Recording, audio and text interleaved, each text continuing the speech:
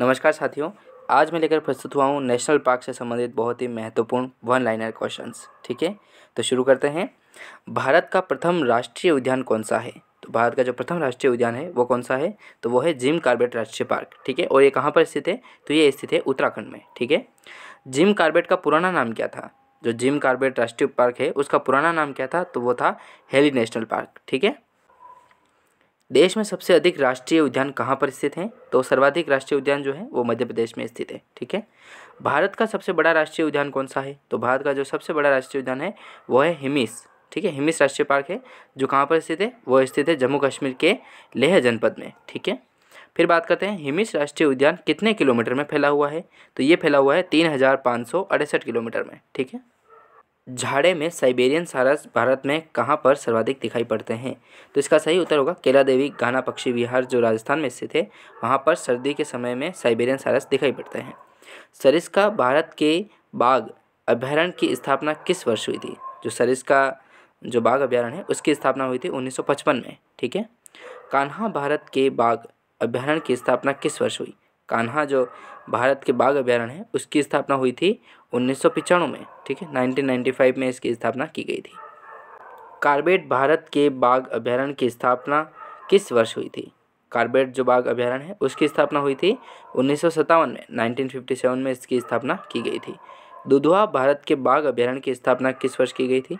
जो दुधवा बाघ अभयारण्य है उसकी स्थापना हुई थी 1958 में। ठीक है, 1958 में। इससे जस्ट एक साल पहले हुई थी कॉर्बेट बाघ अभयारण्य की स्थापना। ठीक है, बांधवगढ़ भारत के बाघ अभयारण्य की स्थापना किस वर्ष हुई थी?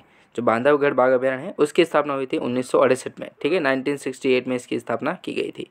रणथंभौर भारत के बाघ अभयारण्य की स्थापना कब की गई थी?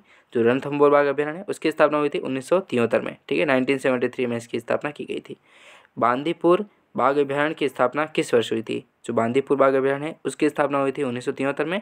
1973 में हुई थी। ठीक है, रणथंभौर और बांदीपुर जो बाघ अभयारण्य है उनकी स्थापना साथ में की गई थी। ठीक है, मानस भारत के बाघ राष्ट्रीय अभयारण्य जो स्थित है वो उसकी स्थापना कब की गई थी? तो उसकी स्थापना की गई थी 1973 में। ठीक है, 1973 में भी मानस अभयारण्य की स्थापना भी की गई थी बाघ अभयारण्य की।